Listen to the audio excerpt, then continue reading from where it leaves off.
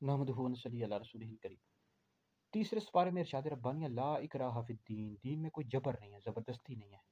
तो इसका क्या मतलब है कि दीन में कोई जबर नहीं है, ज़बरदस्ती नहीं है? देखिए इसके दो मतलब हैं। एक मतलब ये है कि आप किसी भी गैर मुस्लिम को ज़बरदस्ती मुसलमान नहीं बनवा सकते। मतलब कोई मुसलमान है, किसी गैर मुस्लिम पर, जैसे हिंदू हैं, सिख हैं, ईसाई हैं, यहूदी हैं, मजूसी हैं, इन पर सख्ती करे और ज़बरदस्ती यानी असले के ज़ोर पर उससे कलमा पढ़वाए कि तुम कलमा पढ़ो, नहीं पढ़ोगे तुम मार देंगे। इस्लाम इसकी हरगिज़ भी इजाज़त नहीं देता।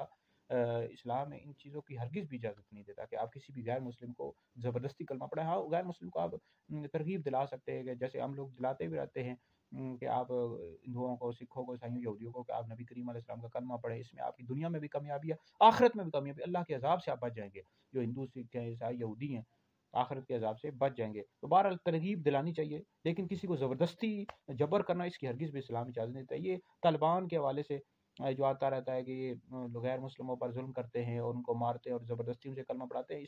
ये इस्लाम तो नहीं है ना, ये इन्होंने अपनी तरफ से निकाला हुआ है।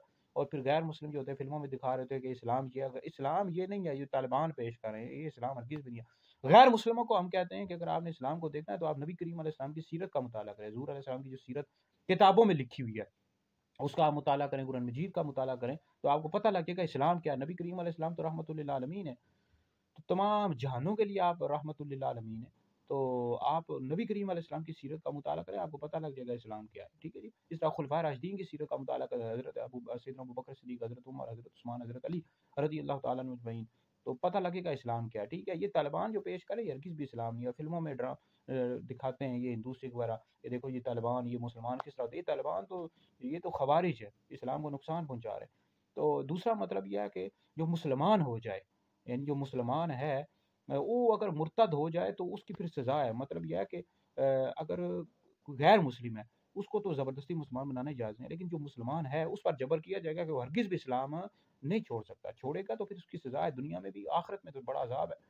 दुनिया में अगर कोई मुसलमान मुर्तद हो जाए, इस्लाम को छोड़ दे, मर्द अगर मुर्तद हो जाए तो 3 दिन तक उसकी मोहलत है, उसके तमाम शकूक व शुबहात दूर किए जाए।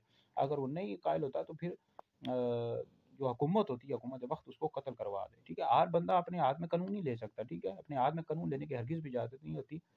ये हुकूमत का काम होता है, अगर कोई मुर्तद हो जाए तो 3 दिन तक उसको मोहलत दे, फिर हुकूमत उसको कत्ल करवा दे। औरत अगर इस तरह करे, मुर्तद हो जाए, मुर्तदा हो जाए, तो फिर उसको तमाम शकूक व शुबहात दूर किए जाएँ 3 दिन तक, फिर उसको उम्र कैद की सज़ा है। अपने हाथ में कानून लेने की हरगिज़ भी इजाज़त नहीं है। तो 2 मतलब है, किसी गैर मुस्लिम को ज़बरदस्ती मुसलमान बनाना जायज़ नहीं है, लेकिन जो मुसलमान है उसको ज़बरदस्ती मुसलमान रखा जाएगा। ये इस तरह तो हर कोई बगावत शुरू कर दे, अगर गैर मुसलमान इस्लाम को छोड़ दे माज़अल्लाह, तो फिर तो इस तरह लोग बगावत शुरू कर देंगे, हर कोई इस्लाम से फिर जाए माज़अल्लाह और जो है ना वो छोड़ दे इस्लाम। इसकी हरगिज़ भी इस्लाम इजाज़त नहीं देता। ठीक है जी।